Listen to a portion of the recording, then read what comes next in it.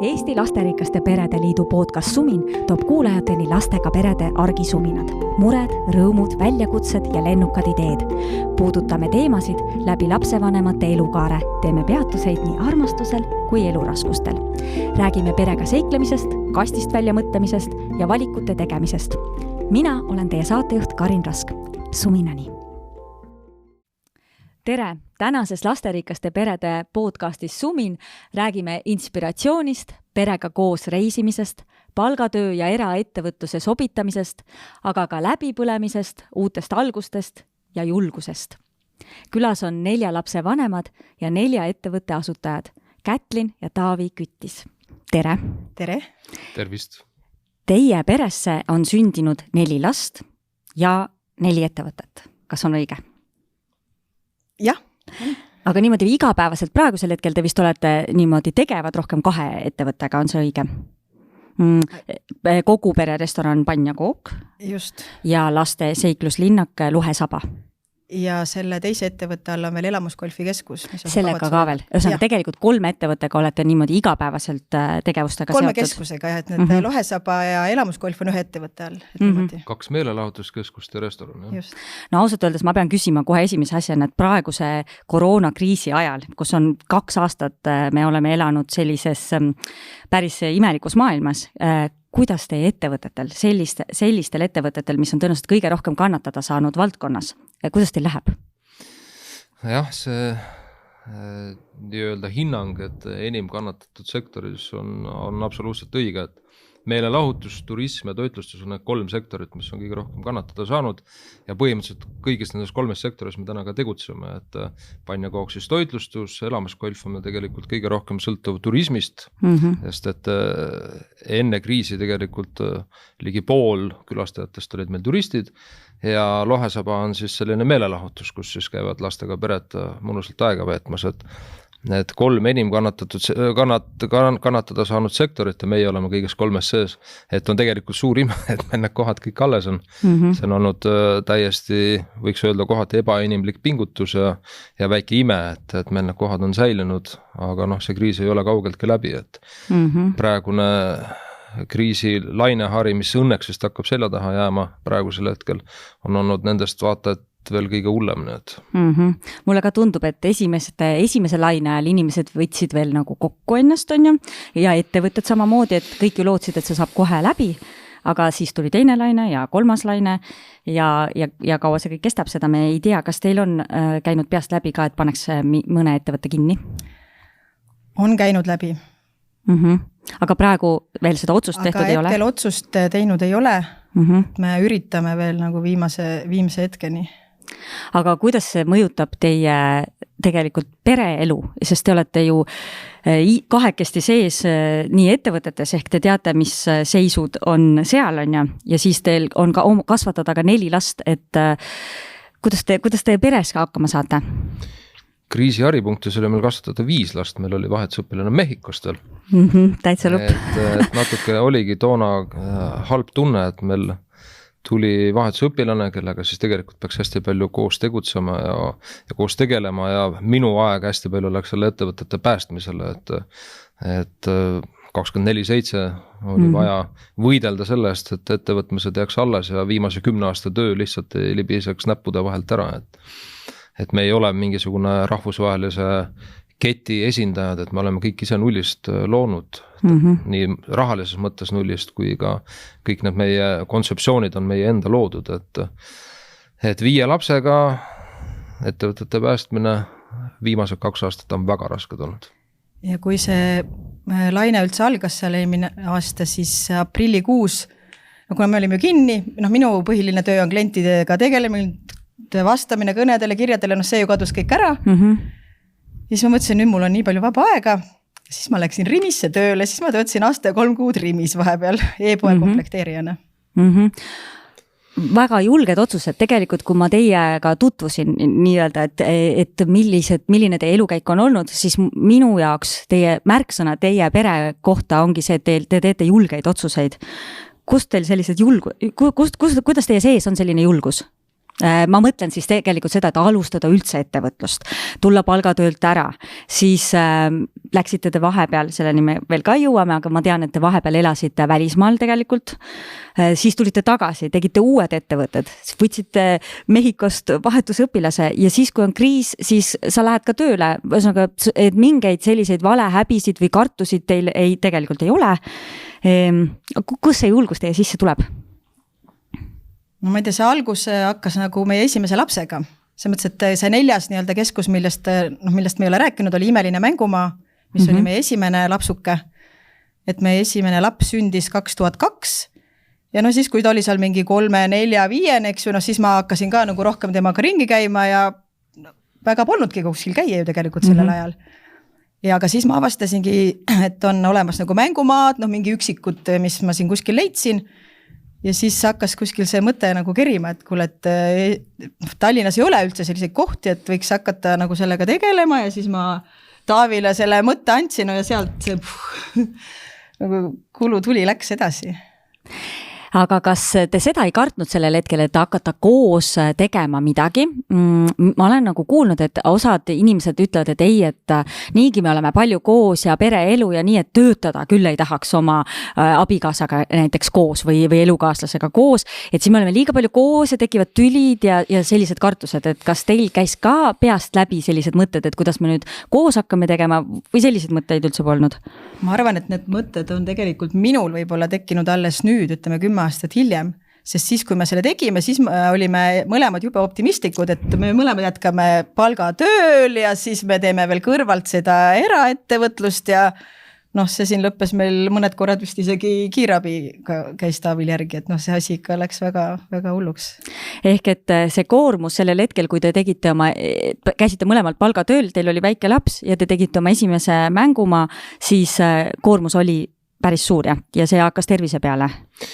Ma ütleks niimoodi, et tegelikult seda imelist mängumaad me hakkasime looma pigem sulle minu mälu järgi nagu töökohana, et küll sa käisid algust tööle edasi, et me võtsime laenukoormuse peale. Toona me saime vist ka EAS-ist starditoetust, aga see ei katnud kaugelt ja kõiki need investeeringuid ära, mis me sinna sisse panime. Ja siis me mõlemad jätkasime palgatööl, aga selle koha me lõime pigem, et Kätlinile luua töökoht. Ja siis pea aasta hiljem, kui see koht sai avatud ja me saime selgeks, et me olime pannud nagu 10 selle ideega. Et osutus Tallinna kõige populaarsemaks laste sünnipäevade pidamise kohaks. Ja siis Kätlin tuligi natuke hiljem töölt ära. Et mina esialgu ei plaaninud üldse selle valdkonnaga ennast sidudast. Ma tegelikult olen tehnikateaduste magistrikraadiga. Olen juhtinud erinevaid tehaseid, mööblitootmist, paberitootmist, et ma olen hoopis teise nii-öelda hariduse ja profiiliga, aga tänaseks on siis saanud sellisest Kätlinile töökoha loomisest väga paljude inimeste põhitöökoht, sealhulgas minu. Aga kui te alguses hakkasite ettevõtet looma, kus te tegelikult ammutasite teadmised, et kuidas ühte ettevõtet luua, kuidas ühte mängumaad teha, et seal on mitmed erinevad ju spetsiifilised teadmised, mis peavad tõenäoliselt olemas olema, on ju? Mängumaa osas alguses, ütleme, kui me läksimegi vist 2008, mis see idee meil nagu tuli üldse, me läksime ettevõtlusamet vist oli seal. Tallinna ettevõtlusamet. Ja siis, kui me oma selle nii-öelda algelise ideega läksime, siis tädi tegi meil ma nutsin silmad peast välja, tegelikult oli jube hea, et ta seda tegi. Ta tõi meid nagu maa peale. Et me oleksime sellel hetkel teinud sellise tavalise mängumaa, kus on pallimeri, nukuvankrid, mingi väike ronimise asi, siuke, mis on põhimõtteliselt Lasnamäe iga nurga peal. Et sellega me ei oleks mitte kuidagi eristunud. Aga tema ütles, et teil peab olema idee, millega te eristute ja mis Okei, et sellest oli palju abi.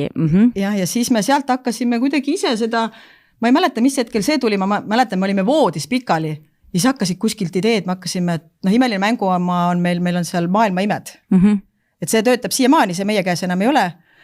Aga siis me hakkasime kuidagi Põhja-Ameerika ja Lõuna-Ameerika ja siis hakkasid kuskilt maailma imed tulema ja siis oli selge, et me teeme hoopis, meil ongi seal püramiid ja kolossium ja sellist Hiina müür ja mis kõnetavad nagu natuke selline õpetlik ka lastele. Aga siis teile, kui te juba saite selle kõik tegutsema ja Kätlin juba töötas seal, ma saan aru, ja Taavi töötas seal oma töö kõrvalt, ja siis teil tundus, et võiks veel ühe ettevõtte teha ja otsustasite teha elamusgolfikeskuse. Kus see mõte tuli? See on seotud minu tööreisiga Soome. Et toona me müüsime siis mööblit Soomes ja oli edasimüüjatega kohtumine Soomes, Turulinnas. Ja hommikul kell 9 hakkas koosolek, mis kestis kella 6 õhtul. Ramp väsinuna, soomekeelne koosolek võõras keeles asitas ära. Vajusin siis hotelli voodisse ja kuskil paari tunni pärast koputati ukse peale, et Taavi, et tule nüüd, et meil on väike õhtune programm ka, et me läheme nüüd minigolfi mängima. Ma ütlesin, minigolf on väga igav asi, et mulle kangastus kohe suurte hotellide juures sellised ilmastikutingimustest räsitud ära vajunud golfirajad, et see ei ole küll see, et tänavatel, aga õnneks mehed nii kaua jätkasid koputamist, kuni ma panin ennast valmis ja siis me läksime Turulinnas sellise elamusgolfi keskusesse. Et see ei ole mitte tavaline minigolf, vaid kus minigolfi rajad on varustatud eri efektidega, liikuvate elementide ja see jättis mulle nii sümpaatse mulje, et juba sama lööl ma hakkasin joonistama Eesti esimesi elamusgolfi keskuse radasid. Päris huvitav. Aga mis Kätlin ütles, kui sa tulid koju ja ütlesid, et nii, tähendab, üks ettevõte tuleb veel? Ma arvan, et ma saatsin ta puu taha. Mul on juba siuke, et kui Taavi tuleb, tead, mul on, palun ei, ma ei taha rohkem midagi kuulda. Teie peres ongi nii, et kas Taavi on see, kellel on julgemad ideed ja sina oled see, kes ütleb, et oot, mõtleme nüüd rahulikult. See vedur ja mina olen see pidur, et selles mõttes, et kui temal on ideed on nagu 200%, siis ma tõmban need nagu siia hästi kõvasti alla, et selles mõttes, et kahe peale siis tuleb toimib hästi siis tegelikult. Tuleb nagu päris hea asi kokku. Aga ühesõnaga ma saan aru, et Taavi mõte jäi ikkagi siiski sõelale, et elamusgolfikeskus sündis ja ma saan aru, et lapsi oli selleks hetkeks teil tegelikult juba ka juurde sündinud või ei olnud veel? Kui me avasime, siis ei olnud veel sündinud Rosanna ju. Avasime. Roberto oli ikka sündinud. 2 tükki oli, siis 2 oli. 2 oli olemas. Ja, aga 3 oli sellel hetkel ma olin rase juba, jah. Aga Taavi, sina käisid veel palgatööl edasi samal ajal, ma saan aru, jah? Ehk et nüüd oli juba 2 ettevõtet, 2 last. Jah, seal veel juhtus selline lugu, et mina olin sellest hästi vaimustuses, et Soomes on niisugune äge keskus ja seal oli hästi palju külastajaid ja tundus, et seal on elu sees. Ja mulle tundus, et see on väga kihvt asi, mida Eestisse teha ja me tegime väga heasse kohta Vabaduse väljakule. Ja siis tuli välja, et eestlased ei tea, mis asi see on. Ja inimesi ei tulnud, rendikulud jooksid, palgakulud jooksid ja ma ei saa öelda, kas õnneks või kahjuks tuli mulle täpselt samal ajal siis Kehra paberivabrikust pakkumine tulla tehast juhtima ja vaadates, kuidas võlakuhjad kuhjusid ja nii-öelda golf ei läinud ikkagi käima, tuli teha selline kiire otsus, et pärast väga väsitavat ehitusperioodi ja käivitusperioodi läksin ma siis täiskohaga tööle tehast juhtima. Kas siis sinna ettevõttesse elamusgolfi keskusesse leidsid sa siis juhi enda asemel või Kätlin, sina võtsid seda siis ka vedada? Me tegelikult elamusgolfi rajamiseks see investeering oli väga suur. Kutsusin ma siis ülikooli aegse sõbra sinna ka panustama, siis tuli meile ettevõttesse osanikuks ja sellel hetkel tema oli just kaalumas omal töökoha kas muutust, oli päris pikka aega ühe koha peal olnud ja vajas nii-öelda väikest muutust ja ma tegin talle ettepaneku, et kuule, et kas sulle pakuks huvi tulla selle koha juhatajaks ja ta võttis sellest võimalusest kinni ja nii-öelda päästsime sellel hetkel selle koha ära, sest et mõned kuud läksid ja siis see koht tegelikult hakkas käima minema. Vajas sellist soojendusperioodi nii-öelda? Jaa, et peamine küsimus oli see, et kuidas viia eestlaste teadmisse, et mis asi on üldse elamusgolf. Enamus eestlasi teavad, mis on minigolf, teavad, mis on suurgolf, aga see, mida meie hakkasime pakkuma, see oli midagi täiesti uut siin turul, et lähim koht oli Soomes, aga järgmine koht, kus sarnast kohta või sarnase ideega kohta vis leida oli Saksamaa ja Inglismaa, et natuke julge otsus sai tehtud, jah. Tõime kontseptsiooni Eestisse, mida tegelikult siin, mida inimesed ei teadnud. Aga kas ma saan aru, et nüüd mingil hetkel me hakkame jõudma sinna, kus hakkas ilmnema terviseprobleeme ja läbipõlemise märke Taavil siis, kes siis töötas nii mitmel kohal. Kui ruttu te jõudsite selle otsuseni, et tuleb teha kardinaalne muutus ja kolida välismaale? No see sama moment, kui ma Kehrasse siis Tabasalust iga hommiku kell 5.50 startisin, 5.50 ärkasin, kell 6 startisin Kehra poole, 7 olin Kehras, et seal tehast juhtida, väga vastutusrikas kohtule, 100 inimesed seal allpool, kelle eest siis pead vastutama. Ja samal ajal siis ülejäänud ettevõtmised jooksmas.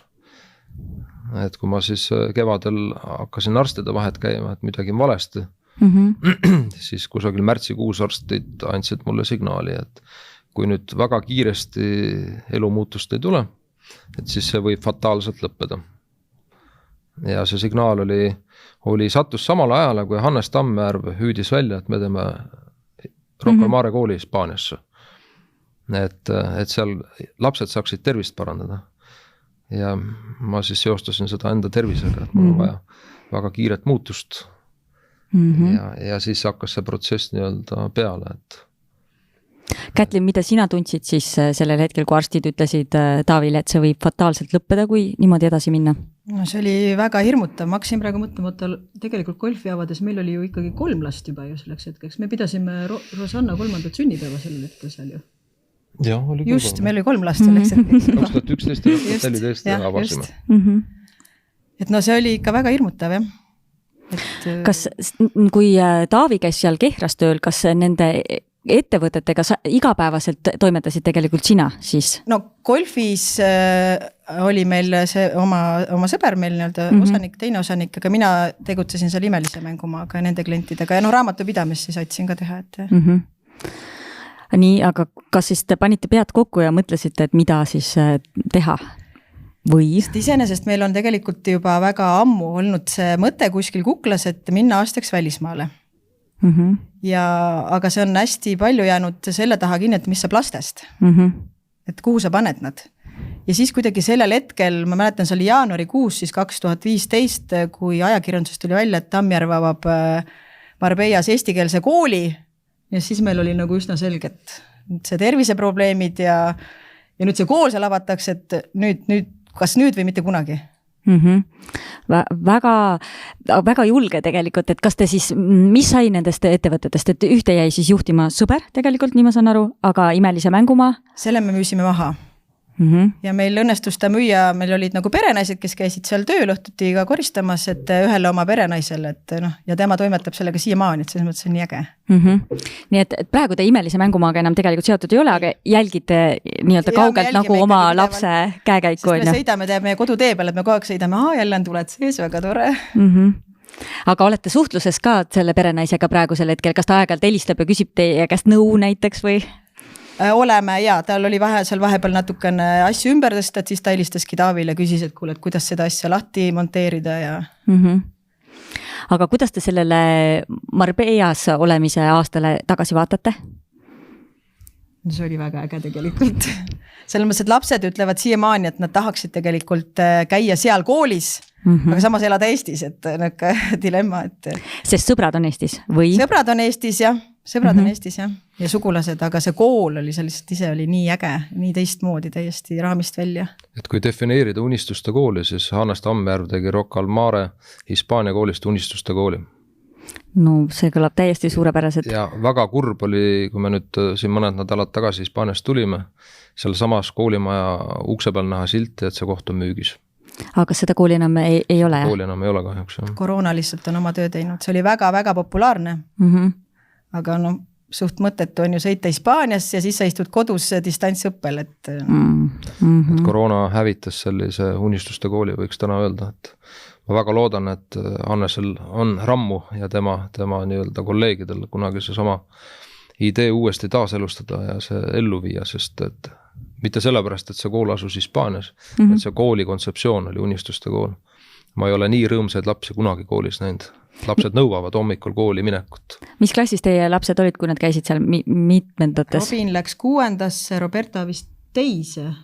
Jah, teise.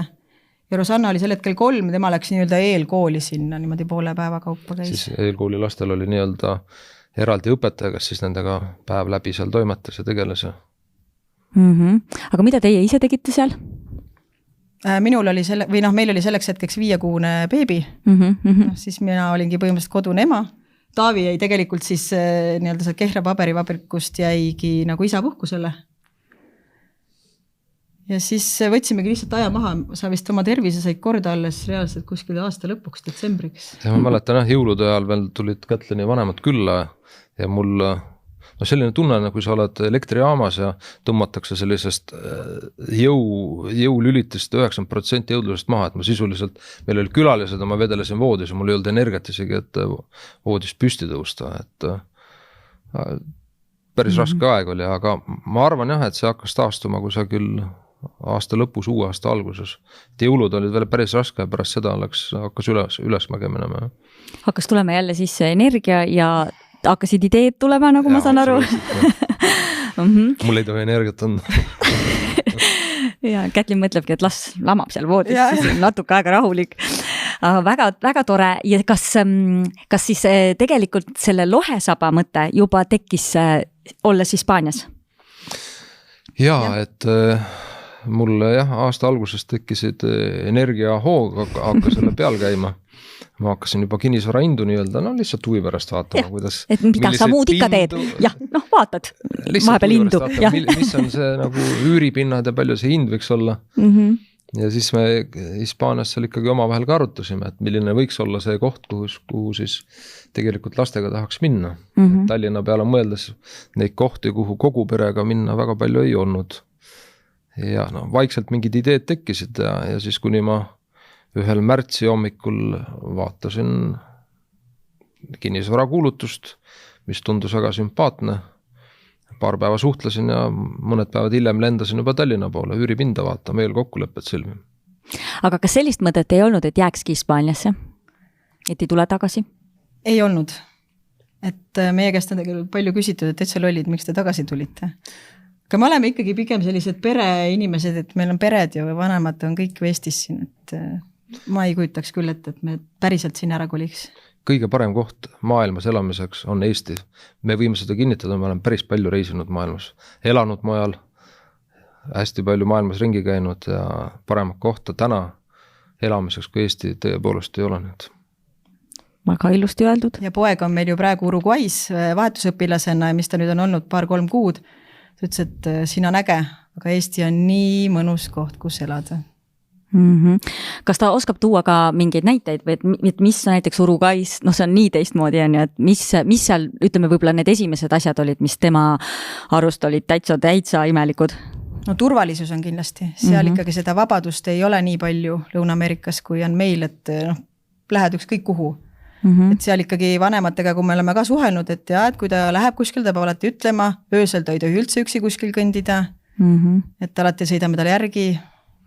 Nii uskumatu, kui see ei ole, et siis nende 20-30 aastaga Eestist on saanud tõenäoliselt maailma kõige turvalisem riik. Ma nõustun. Aga kas, nüüd me jõuame küll vahetusõpilaste juurde, et ühesõnaga te tulite tagasi Eestisse ja te tegite selle lohesaba, mis läks vist, oli samamoodi täiesti teistsugune ja läks väga, väga hästi käima. Just. Sisuliselt poole aastaga me tegime nullist kuni valmimiseni sellise kontseptsiooni, et enamus ei usu, et see on võimalik, et 6 kuuga tehti, aga Hispaanias saadud see energiavoog, mis ma seal sain, realiseerus siis 2015 oli 2016 oktoobris siis meie uue koha avamisega. Muidugi see uue koha avamine võttis nii palju energiat, et pärast seda tükk aega ei tea. Et ma ütlen, et see oli mul tegelikult kõige ohtlikum moment, et kui me seda kohta avasime, ma olin nädal aega magamata, täiesti magamata, et kui meil oli siis esimene proovipidu oma sõpradega ja ma tegin endale kindla otsuse, kui ma täna öösel vähemalt 2 tundi magada ei saa, et siis ma kutsun omale kiirabi kohe järgi, sest ma sain aru, et ma kõnnin nii õhukesel ajal, et sellest see ragiseb täiega. Aga kas see läbipõlemise tunnetamine ja läbipõlemine üldse on vajalik ka selleks, et kuidagi paneb paika mingid väärtused või asjad, mis elus on oluline? Kas sa tunned kuidagi sellist nagu, et see oli sulle millegi pärast vajalik? Jaa, et sellel momendil, kui sa oled võtnud kohustused, et oled lubanud välja kuupäevad, lähedased teavad, et sellel päeval nüüd toimub avamispidu, kliendid teavad, et sellel kuupäeval, et mina projektijuhina tundsin ennast absoluutselt vastutavana, et kui mina ei jookse nii-öelda selja taha vaatamata, et siis see asi ei õnnestu selleks ajaks.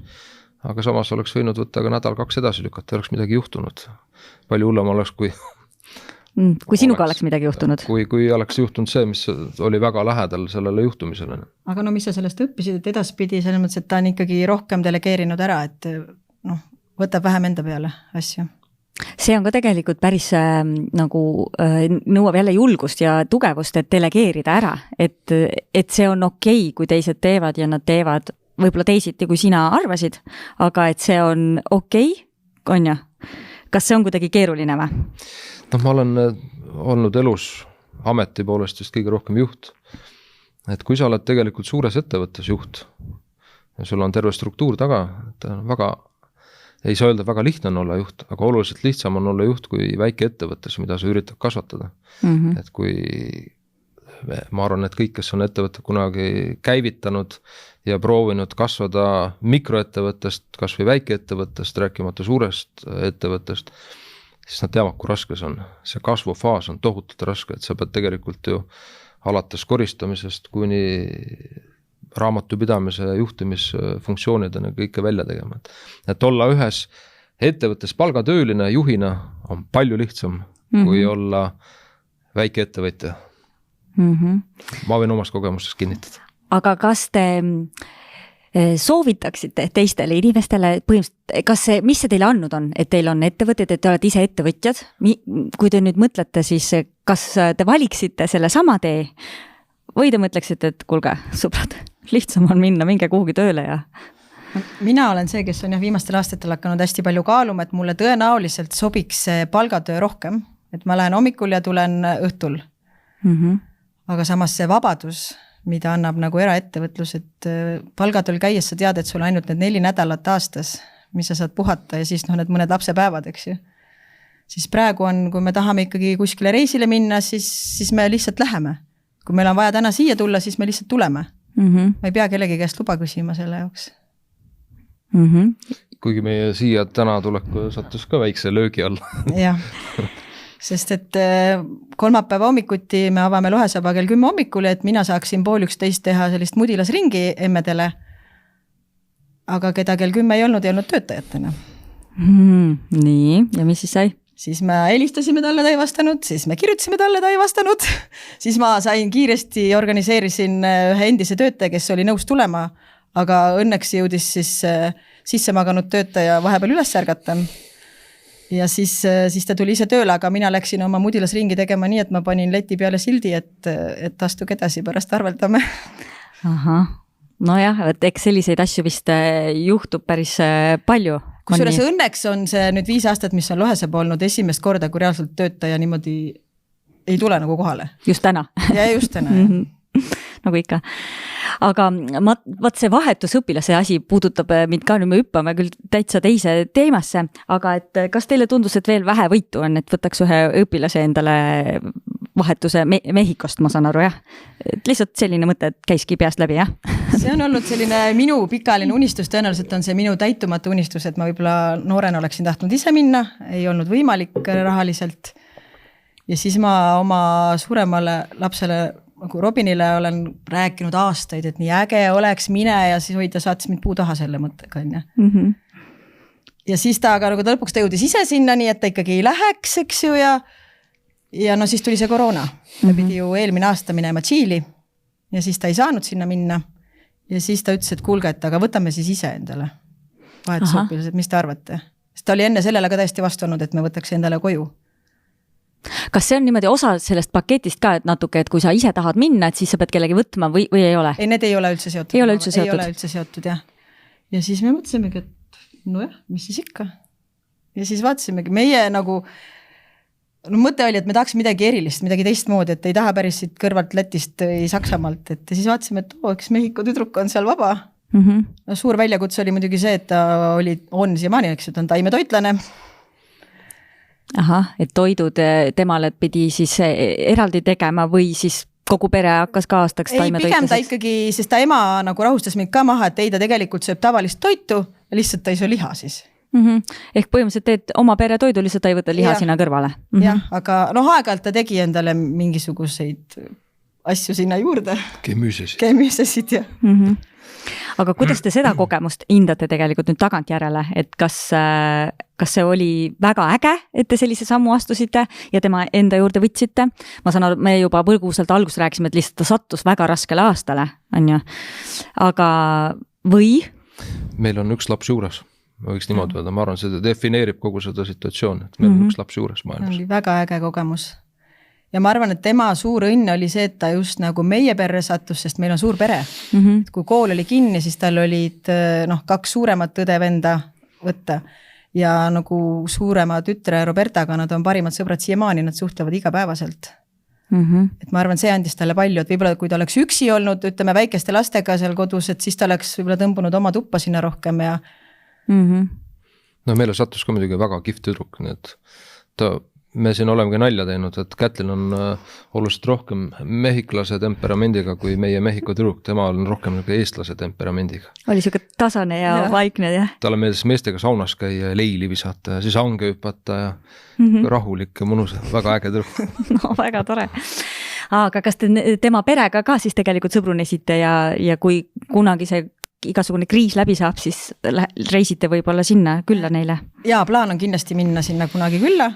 Emaga ma suhtlesin ikkagi, mitte nüüd kogu aeg, aga ütleme nii 2-3 nädala tagant ikka jälle ta mulle kirjutas, et kuidas läheb ja isaga vähem, aga emaga suhtlesime küll ja siiamaani ma praegu emaga kirjutan.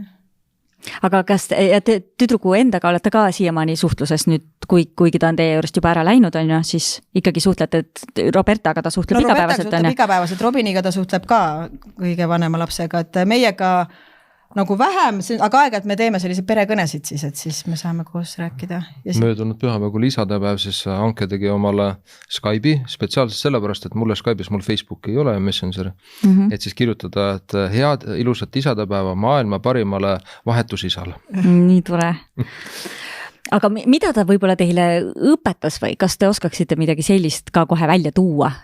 Et ta sulandus hästi ja tema õppis siin erinevaid kombeid saunast alates, on ju. Aga kas teie ka õppisite midagi selline nagu olemaks siis ema ja isa kellelegi, kes ei ole teie enda laps?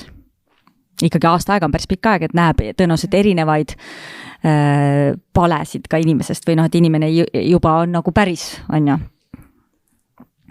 Mulle ta võib-olla õpetas, tegelikult peaks ta lapsevanem nagu nii, eks ju, tegema seda sisse välja hingamist, et tema võib-olla tegi mingeid asju teistmoodi, kui ma eeldasin, et võiks teha, aga see on ju okei tegelikult, et ta ongi teistmoodi ja ma pean arvestama sellega.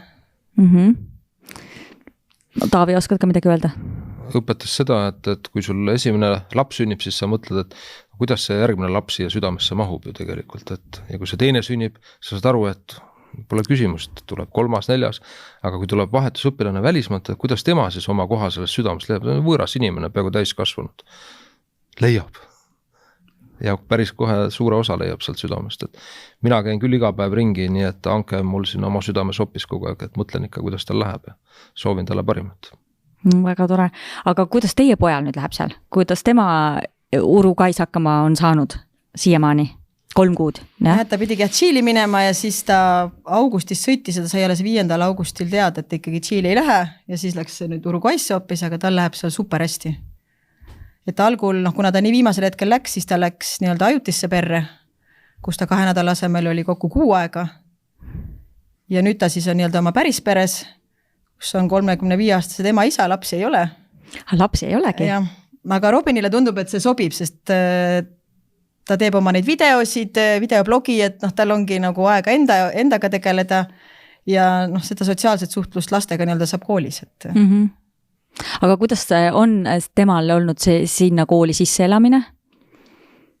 Nagu kas see kool on kuidagi väga teistsugune? kui ta oma esimesse kooli läks, mis oli siis nii-öelda see ajutise pere juures, siis see oli selline kiriklik kool või usukool, kus saadi teada, et ta Eestis oli siis laia matemaatika klassis ja pandi ta kohe reaalteaduste klassi hispaania keeles, sest videotest on näha, et ta ei saanud seal mitte midagi aru.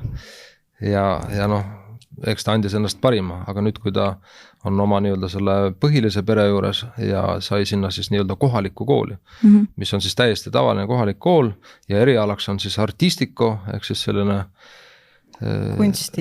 kunstikallakuga klass, nendel matemaatikaid, keemiaid ja füüsikaid ei ole, nemad tantsivad, laulavad ja teevad teatrit.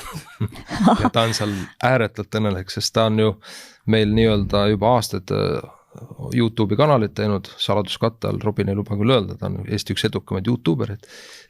Ja nüüd ta on võtnud ka selle käsile, et ta teeb siis oma vahetusaastast videoklippe, et jagada seda emotsiooni siis eelkõige oma perega, teiste vahetusõpilastega ja igaüks saab YouTube'ist neid vaadata, et nii et ta on tegelikult praegusel hetkel rõõmus ja tänulik, et sina selle mõtte talle kunagi pähe panid, Kätlin, jah? Just. Aga kui nüüd keegi, kes meid kuulab, mõtleks, et hakkaks kaaluma seda, et ma ei tea, et võib-olla siis minu enda laps võiks minna või keegi võiks siis tulla, siis ma saan aru, et teie annate kindla rohelise tule ja 100% soovituse, et sellist kogemust võiks saada. Mina küll soovitan, et kindlasti mingid komistuskive võib tulla, me oleme siit erinevate veretega suhelnud ka, aga alati on oluline, et rääkida oma vahel, et ei jääks nagu midagi kuskile, et Ankele ka ütlesime kohe, et iga väike asi, et sellest tuleb rääkida, et ma võtaks seda isegi niimoodi, et kõik need eestlased, kes siit välja lähevad aastaks, nad on ju tegelikult saadikud, nad lähevad seda väikest Eestit tutvustama, et Robin ka just ütles siin paar päeva tagasi toimunud kõnes, et 50% uruguaylastest teab, et Eesti on Euroopas, 50% pole midagi kuulnud. Ja mida rohkem meie väikese riigi esindajad maailmas käib seda teavitustööd tegemas, seda suurem tõenäosus on meil tegelikult ajalooliselt pikaajaliselt ka püsima jääda. Väga õige. Nii, aga siis jõuame tagasi korraks ettevõtluse juurde, et ühesõnaga teil on ju veel üks kogupere restoran, mis on nüüd natukene teistmoodi, et ei ole päris samalaadne, nagu on Elamus golfikeskus, Lõhesaba ja Imeline mängumaa, et kust veel kord tuli siis julgus astuda nüüd restoranijärisse? See oli Taavi julgus, seal ütlesin mina tõstan nüüd käed üles, see mulle aitab. Jah, see tuli meil sõprade kaudu selline idee ja praegusel hetkel on natuke kummaline seda öelda, aga sellel hetkel väga perspektiivikas T1 keskus tegi väga põneva pakkumise meile. Kuidas ta oskas teha teile üldse sellist pakkumist? Kas ta tegi teile kui Lõhesabale alguses või? Nad tegelikult sõbrad meil tegutsesid sellise kohaga nagu Lotto kohvik, mida tänaseks enam ei ole ja nad tegid pakkumise Lotto kohvikule sinna laieneda. Aga sellest plaanist nendel asja ei saanud ja siis see sõber, kes nii-öelda sellega seotud ja teadis, meie selles äris oleme ja et mul on olnud õnnestunud mõned projektid luua, mis on nagu hästi käima läinud, siis kutsus, et kuule, et teeme nüüd seda projekti siin. Projekt sai tehtud ja täna võitleme, et ellu jääda. Kas, nojah, see on nüüd nagu topelt keeruline, et lisaks sellele, et meil on koroonakriis käimas ja mis puudutab väga restorane, et ka lisaks sellele see T1 mool praegusel hetkel ei ole väga heas seisukorras, on ju? Kahjuks nii on. Aga kas te olete mõelnud, et äkki kolida lihtsalt sealt teie edukas restoran kuhugi mujale või millised teie tulevikuplaanid praegu selle pann ja koogika on? No restorani investeering on päris paljude nullidega ja restorani sisustust ei ole niimoodi nagu rõivapoes, et võtad rõivad ja võtad stanged ja kolid ühest kohast teise. Et restorani äris sa investeerid kööki, ventilatsiooni, sisustusse, meil on seal Eesti restoranides kõige suurem laste mänguala, Lotte ja Kadunud lohest multi-animafilmist inspireeritud mänguala. Meil on see 6 meetrit kõrge lohe, mis purskab tuld ja tulede ja viledega. et seda lohe mitte kuidagi ei transpordi, mis on selle restorani peamine tunnusmärk. Et kahjuks meil ei ole võimalik asju selga võtta, me oleme küll mõelnud vahel, et kui T1 oleks läinud oodatul kujul käima, et mis siis kõik võiks olla, aga noh, me ei tea. Seda ei tea tõesti, aga millised teie tuleviku mõtted nüüd üldse on? Kas praeguses sellises kummalises ajahetkes üldse ettevõtluse suunal saab teha pikki plaane?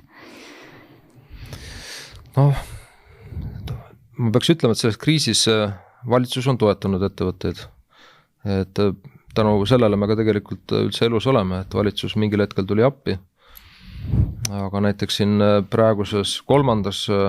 laines, kus seis on keerulisem kui kunagi varem, ettevõtjatel on kõik ressursid, nii rahalised kui ka emotsionaalsed ja füüsilised ressursid sisuliselt ammendunud. Ja meie peaminister siin mõned päevad tagasi kommenteeris, et aga mille jaoks on ettevõtjatel toetused vaja, et see testid, mis me ära võtsime, on ju kliendi hulka vähendanud ainult 10%. Ma võin öelda, et käibelangus on rohkem kui 50%, ja mitte ainult meil. Et kogu see sektor on väga suure löögi all, et kui nii kõrgel tasemel ei nähta probleeme, siis tekib küll tunne, et ega ei tea, kaua siin on ettevõtjad võimelised veel vastu pidama. Ja me juba näeme ka täna, et väga paljud ei ole. Väga kuulsad restoranid panevad ennast kinni. Ja just paar päeva tagasi olid uudised. Need uudised tuleb kogu aeg, et väga tuntud söögikohad panevad kinni, sest sa ei saa lõputult perearvelt laenu võtta, lõpuks oled tänava peal. Samamoodi me jälgime neid mängumaade broneerimiskalendreid, et vaata ka seal on üks suur tühjus, et mismoodi kõik ellu jäävad, ma ei kujuta ette. Sest inimesed ei julge ka tõenäoliselt pikalt üldse ka samamoodi ette mõelda, et muidu broneeriti näiteks... Meil oligi 3 kuud ette, olime täis müüdud varem. Et kui on 50% inimestest on vaktsineerimata, et nemad on nagu nii, kes ei saa tulla. Ülejäänud 50%, kes siis alles jääb, lähtuvad valitsuse ja tervisenõukogu juhistest, et ärge minge kuskile, püsige kodus. Siis jääb meil alles tavalisest klientuurist umbes 25%, et mitte 10% ei ole nii-öelda kliendivoost kadunud, me räägime 75%. Aga kuidas nii keerulises ajas ja kui nii palju ebakindlust ja see kindlasti ju mõjutab teid inimestena, kuidas te oma lastega, kuidas te perega, kuidas te kodus hakkama saate tegelikult?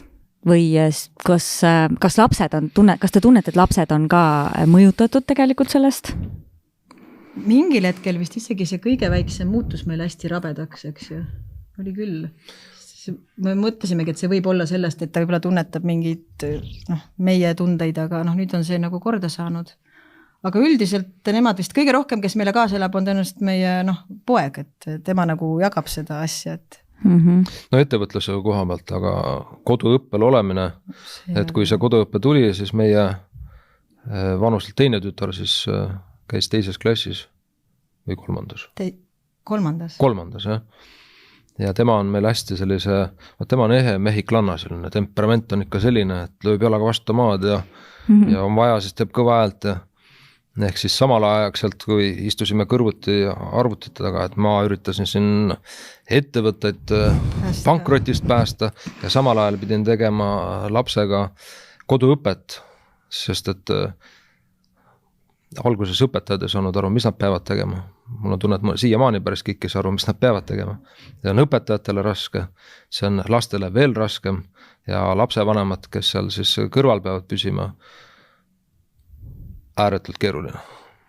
Et ma arvan, et see koduõppeperioodid lastel on olnud väga keerulised ja meie 15-aastane tüdruk, kes ennem läks alati kooli hea meelega, täna väga ei taha enam kooli minna. Et see on kõik oma jälje jätnud ja ma arvan, et meie peres see asi võib-olla ei ole isegi kõige hullem, et ma tean, et väga paljud lapsed täna käivad psühholoogilisel nõustamisest, nad ei tule selle olukorraga toime. No ma arvan, et meie laste eelis oli see, et me olime kodus ise ju. aga ütleme, et jah, suuremad lapsed said hakkama, aga selle 9-aastasega minu närvikava ei pidanud vastu, et siis Rimisse minek oli ka natuke põgenemine. Ehk et tema oli kõige väiksem, praeguseks hetkeks on kõige väiksem laps teil 9 või? 6 on ka veel. 6 on ka veel. Ehk et 6 oli ka tegelikult veel kodus. Ja tema ju tahtis mängida. Tema tahtis mängida. Tema kogu aeg rääkis, et õpi nüüd Rosanna ruttu ära, siis me saame mängida. Aga mis klassis Rosanna siis käis? 3. Ja see oligi nagu 2 Rosannat, et meiega ta võis nagu sellist draamat teha ja siis sekund hiljem on õpetaja, et siin aga tee õpetajale seda sama, et õpetaja ka päriselt näeks, mis toimub, aga seda ta ei teinud kunagi. Ehk et tema jaoks, no vaata, ongi ju inimesed on väga erinevad ja lapsed on ju väga erinevad ja vanused on ka erinevad, ehk et osadele võib see distantsõppe väga hästi isegi sobida. Ta saab ise oma aega juhtida ja rahulikult toimetada tasakesti omas tempos, on ju. Ja ütlebki, et võib-olla parem on keskenduda, et koolis ongi liiga palju müra, on ju. Aga mõnele lapsele ei sobi see koduõppe absoluutselt, on ju. Et teil oli Rosanna see, kes tegelikult oleks tahtnud olla koolis, on ju. Tema ütles, et tema tahaks kooli minna. Noh, ma arvan, et see distantsõppe sobib ka paljudele lastele, võib isegi sobida, aga sotsiaalne pool jääb ju tegelikult puudu. Et kool ei anna mitte ainult tarkust, vaid annab sulle oskust sotsiaalsena toime tulla. Nii lapsena ja hiljem ka siis täiskasvununa. Et ma arvan, et selle paari aastaga on selles osas päris palju ära jäänud, et isegi kui sul õpitööd on tehtud, siis sotsiaalses mõttes oled sa päris kõvasti maha jäänud. Aga te olete vist päris palju perega ka reisinud nüüd varem enne seda koroona aega, et Hispaania ka, aga muidu ka, ma saan aru, on ju, olete perega palju käinud. Kuidas te seda või milliseid nõuandeid te võib-olla annaksite teistele, kes pelgavad perega reisimist, et see on liiga keeruline ja lapsed, et nad ei saagi võib-olla aru, vahel öeldakse, et mis me lähme nendega kusagile, et nad ei saa ju tegelikult veel aru midagi ja teie vist nii ei mõtle? Meie nii ei mõtle, me oleme neid sünnist saati igale poole kaasa vedanud. Et Rosanna hakkas ju meil Ameerikas kõndima, Rumili hakkas meil Hispaanias kõndima. Ja nad räägivad siiamaani kõiki neid reise, nii palju kui nad mäletavad, et nemad on küll väga õnnelikud ja tänulikud. Meil on see suur pluss ka ju, et meil ei ole lihtsalt meelelahutuslikud reisid, meil on tegelikult töö ja lõbureis koos. Et kui me läheme ideid ammutama, siis näiteks USAs me võtsimegi 5-nädalase ringreisi, siis nendes osariikides, kus on kõige rohkem meelelahutus, kus on maailma kõige paremal tasemel meelelahutus, võtsime suure matkaauto ja 5 nädalat sõitsime ühest pargist teise peaga. Käisime ideid ammutamas, et kuhu siis see valdkond võiks areneda ja mida siis võiks ka Eestis teha. No, teie töö on selles mõttes ongi laste jaoks väga tore on ju, unistuste vanemad, kes teevad mängumaasid ja pererestorane. Teie need ettevõtted muidugi ongi just inspireeritud lastest, on ju? No golfikeskus on pigem inspireeritud võib-olla rohkem isegi... No tegelikult me tundsime, et sellisele teismelisele lapsele ei ole tegelikult Eestis nagu väga midagi, et ütleme batuudikas, bowling, aga rohkem nagu ei olnudki, me pigem mõtlesime sellele... Kui sa tahad 15-16 aastase lapsega midagi koos teha, et sa saad minna bowlingusse, väga palju ei olnud, et siis oligi see mõte, et see golfikeskus on tegelikult suunatud pigem selline suurtemate lastega või siis peamiselt on ta suunatud ikkagi täiskasvanule firmapidude ja muude lahedate ürituste tegemiseks. Kas reeglina seal pigem käisid või käivadki inimesed pidusid pidamas või mitte päris nii, et täna on teisipäev, lähme sinna või on mõlemat? Ehk siis enne kriisi praegusel hetkel meil peaks olema maja täis firmapidudest, inimesed tulevad oma meeskonna vaimu koos tõstma sinna mõnusalt meelelahutuslikult. Aga meie enne kriisi peamine klient oli eriti suvisele näiteks soomlane. Soomlane väga hindab seda, et nad saavad tulla perega sinna koos mängima ja see on see, mis täna on palju puudu. Aga Eesti pered ikkagi käivad ka. Et eestlased käivad ka ja õnneks me aina rohkem saame tuntuks ka Eestis, et eestlased käivad aina rohkem. Aga kui te neid ettevõtteid olete ehitanud ja teinud, kas lapsed on olnud teil tegelikult kaasatud protsessi ka loomise hetkel või ka nüüd, kui asjad tegelikult toimivad? Kuidas? Lohesaba hetkel oli küll, sest siis olid ju, no okei, see aastane tema järgi me tegime seda nii-öelda beebiala olema, aga kõigi käest me küsisimegi, et poisil oli vaja, et on PlayStationid, kellel oli vaja moemaja, kellel oli vaja tondilossi, eks ju, kellel oli võimlat vaja, siis okei, sealt hakkasid nagu ideed tulema.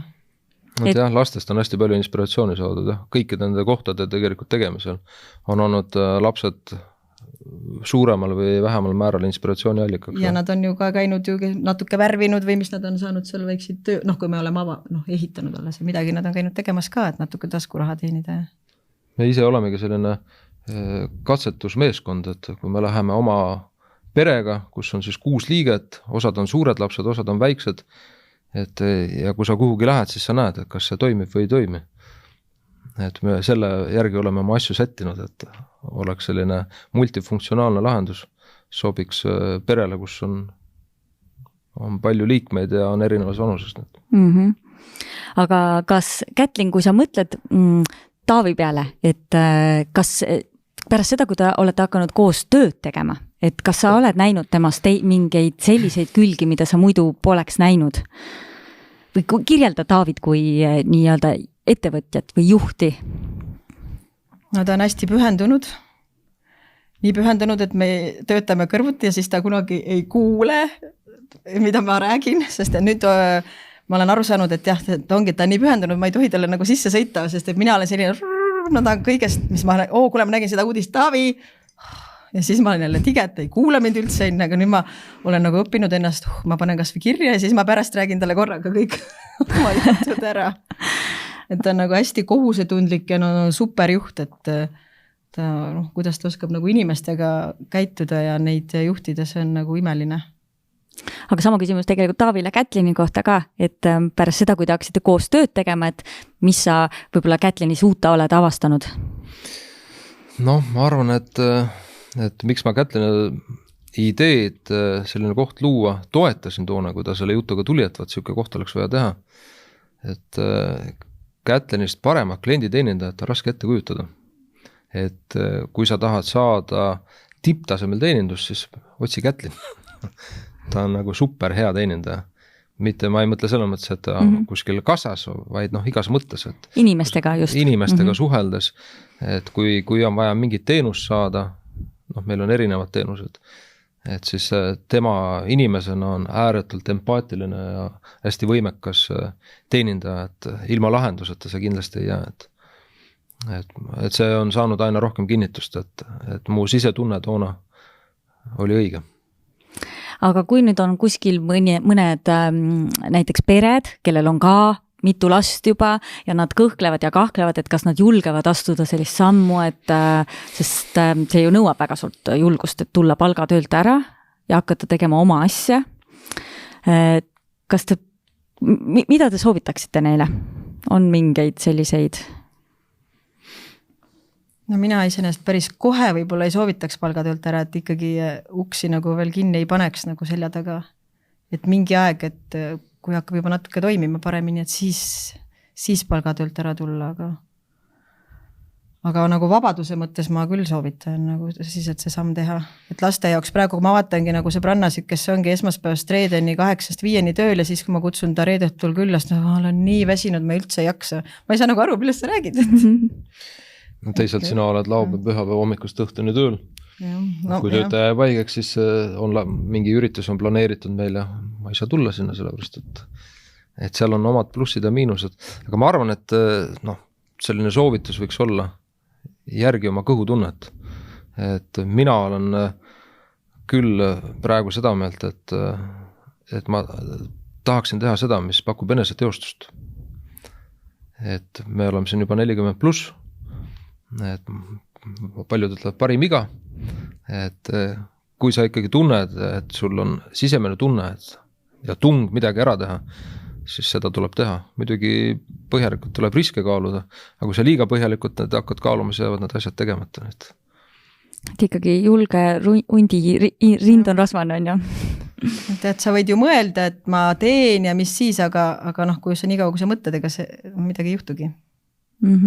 Ehk et tegelikult ei pea kartma muutusi, et teie olete teinud neid elus ju palju, teinud ettevõtted, kui vaja, siis need ka pannud pausile või ära müünud, kolinud, tulnud tagasi, teinud uued ettevõtted ja kui vaja ja kui on kriis, siis läinud jälle palgatööle, on ju. Ehk et see kõik on okei ja elu ongi muutumises, on ju, ja sa reageerid vastavalt sellele, mis sellel hetkel vaja on ja kuuladki oma kõhutunnet tegelikult, et mis praegusel hetkel on õige. Nii on. Mulle tundub, et hea meelega räägiks teiega tegelikult veel, aga ma arvan, et teil on mõned ettevõtted juhtida ja mõned lapsed kasvatada, et mul on väga hea meel, et te tulite ja rääkisite ja minul oli väga huvitav, ma loodan, et kuulajal oli ka huvitav. Suur aitäh, Taavi ja Kätlin! Aitäh kutsumast!